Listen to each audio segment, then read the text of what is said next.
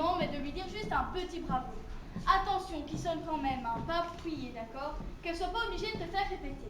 Je ne peux pas. Tu ne peux pas dire bravo. Non. Même un petit bravo. Non. C'est quoi? C'est le mot qui te gêne? Non, c'est ce qu'il veut dire. Ce qu'il veut dire, ce qu'il veut dire.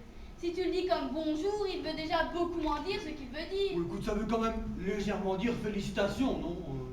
Oui, mais pas plus, vraiment pas plus. J'ai haï cette soirée. J'ai conscience de ça, Louise. J'ai tout détesté. Les costumes, les décors, la pièce et elle. Surtout elle.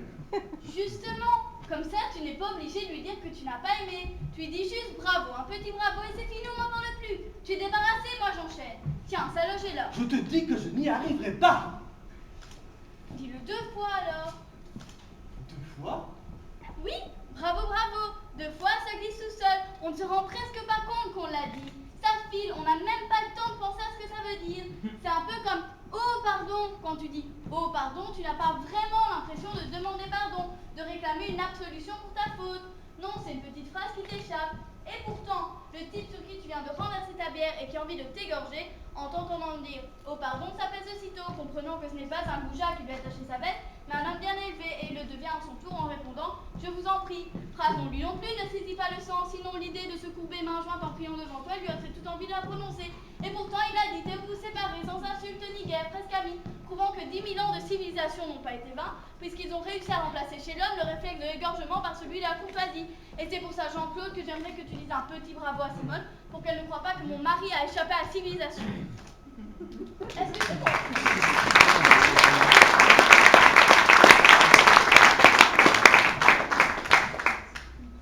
Est-ce que tu comprends? Mais qu'est-ce qui te prend à parler comme ça sans t'arrêter? On vient d'entendre ta sœur pendant 3h30. Parler. J'ai cru mourir. Et maintenant, toi, tu t'y mets. Mais dis quoi, c'est contagieux, c'est une histoire de fou. Si tu dois continuer, dis-le-moi tout de suite. Parce qu'avec toi, je te préviens, ce sera pas comme avec Simone, là. Hein. Je sors, je fous le camp de ce théâtre, je ne reviens plus. Tu m'entends, Louise? Je ne reviens plus, jamais, je suis à bout. Tout ça parce que je te demande d'être poli avec ta belle-sœur. Parce qu'elle est bien polie, parce que c'est de l'art, c'est poli, parce que c'est classique, c'est poli, parce que ça rime, c'est poli. Tu n'es quand même pas en train de me dire que Racine est mal élevée. Ta sœur m'a torturé, Louise, torturé pendant toute la soirée. Tu es au courant, j'espère, que la grandeur suprême pour le samouraï blessé à mort est de dire bravo à son adversaire. C'est un très mauvais exemple parce que je hais le Japon. Dommage, un peu d'Orient. L'extrême-Orient aurait pu t'aider. M'aider à quoi? À mieux te comprendre, en oubliant 2 petites secondes ta tête d'occidental butée. Louise, ne va pas trop loin, je t'ai prévenu, je suis à bout. Parce que figure-toi, quand le samouraï blessé à mort dit bravo à son adversaire, c'est pas pour le féliciter, c'est pour l'humilier. Ah bon? Bah oui, c'est la vengeance suprême. Ton sabre a meurtri mon corps, mais mon âme est intacte et elle te dit bravo.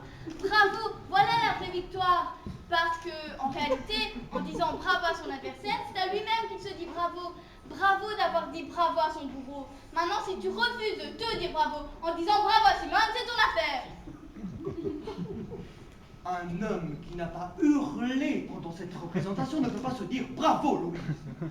Quand je pense que j'ai supporté ce supplice pendant très exactement 225 minutes et 57 secondes. Ah ça j'ai vu, tu l'as regardé ta montre. Hein. Tout le temps. À un moment, j'ai même cru qu'elle s'était arrêtée. Pendant la longue tirade avec le barbu et le mari, là, ça n'avançait plus. Je me suis dit, ça y est, la garce, elle nous tient. 800 personnes devant elle, bloquées dans leur fauteuil, elle nous a bloqué les aiguilles pour que ça dure plus longtemps. Je sais pas comment j'ai fait pour tenir, je ne sais pas.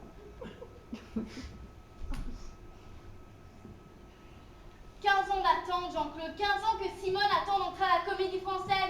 Et là, ça y est, c'est fait, elle est engagée. Et miracle, on lui offre le rôle dont elle rêve depuis toujours. Et pour la première fois de sa vie, elle vient de jouer Phèdre dans le plus prestigieux théâtre d'Europe. Et toi, son beau-frère, tu refuses de lui dire bravo. Même un petit bravo. Mais qu'est-ce que tu es devenu, un animal? Pour la première fois de sa vie. Elle vient de jouer Phèdre pour la première fois de sa vie. Tu te fous de ma gueule ou quoi? Et le jour de notre mariage, t'as oublié? À un moment donné, elle s'est levée, elle en a déclamé un morceau entier en plein milieu du repas, comme ça, sans prévenir personne.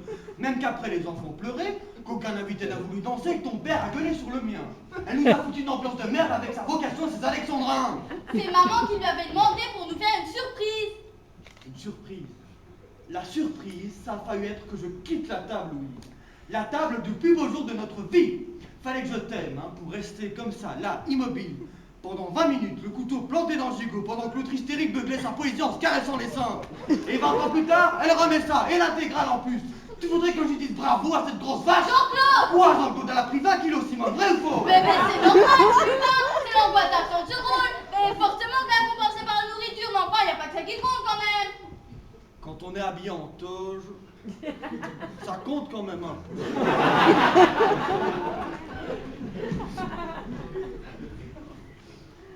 Pourquoi tu es venu, Jean-Claude? Pardon?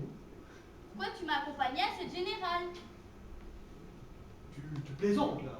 Pas le moins du monde. Tu connaissais la silhouette de Simone, tu savais qu'elle allait tout faire. Pourquoi tu es venu? Mais parce que ça fait 3 mois que tu me bassines jour et nuit avec la première de ta sœur qu'il ne faut manquer sous aucun prétexte. La soirée du 24 février était soulignée en rouge dans tous les agendas, tous les calendriers. C'est devenu une fête familiale. Cette année, on aura eu Noël, Pâques et fête. D'ailleurs, je te signale au passage que ni ta mère, ni ton père, ni ton frère n'étaient là ce soir. Elle n'avait que 2 places pour la première. Et pourquoi il a fallu que ça tombe sur nous? Pourquoi? Et oh! Hein? Oh! Pourquoi tu lui dirais pas oh? Elle sort de sa loge, c'est toi qu'elle regardera le premier, j'en suis sûre. Tu la prends aussitôt dans tes bras et tu lui dis oh. T'es même pas obligé de le dire fort, tu lui susurres dans l'oreille oh.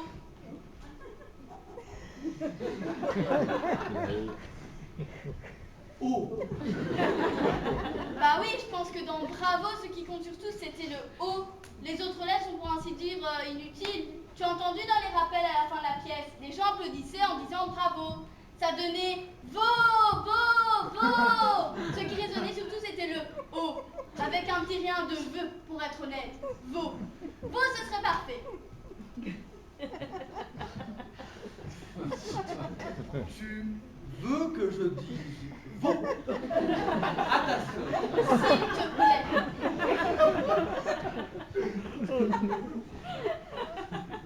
Vo? Oui. Ben oui. Gentil, hein? Le moment n'est pas venu de faire un tout petit point, mais tout petit, hein, sur notre coup. J'en étais sûre. La pluie de la sorte en esquive. Une fois de plus, tu cherches à jamais ce que je te demande. Jamais un seul effort pour me satisfaire, pour me comprendre. Parce que toi, t'en fais des efforts? Beaucoup, Jean-Claude, beaucoup. Je rêve! Je te signale par exemple que je t'ai proposé d'enlever 85% du mot bravo. Après m'avoir refourgué 4h30 de ta sœur! 3h30. Et là qu'on est en train de passer après le dîner devant sa loge, ça compte pour du beurre? Elle se lave. Tu ne vas tout de même pas compter de la même manière Simone dans ta tête et Simone dans sa douche. Non, là c'est toi que je compte, Louise! Toi qui m'épuises autant qu'elle sur scène, toi qui t'additionnes à ta sœur. J'ai Simone 1 là-bas, et puis là j'ai Simone 2. Je me rends compte finalement que dans un théâtre, vous êtes pareil, aussi chiant que l'autre.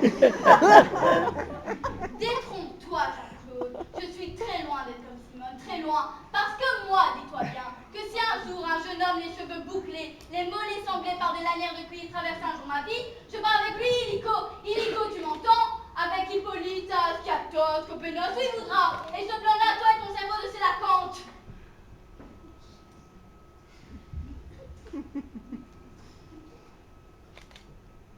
Tu ne dis rien? Ça ne te fait rien? Quoi? Ce que je t'ai dit. Ben non. Que je parte avec Hippolyte, ça ne te fait rien. Ah ben non. Même dans une île grecque. Voilà. Cerveau de Sélacanthe. C'était dans Phèdre? Non. Ah bon, on aurait dit. C'est normal, ça vient du grec qualo, creux, et acantha, épine. C'était un gros poisson. C'était notre ancêtre avant le singe. Ah, quand même.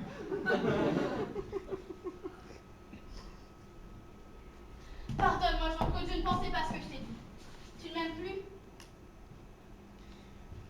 J'ai l'impression que ni toi, ni moi, on gardera un très bon souvenir de cette soirée. Hein? Jean-Claude, où tu vas? Oh, ma petite Louise, tu l'as cherché. T'as tout bouleversé, qu'est-ce qu'il y a? C'est parce que c'est une pièce qui parle fort aux femmes. Je sais, parce que tu as vu ta sœur applaudir pendant 20 minutes.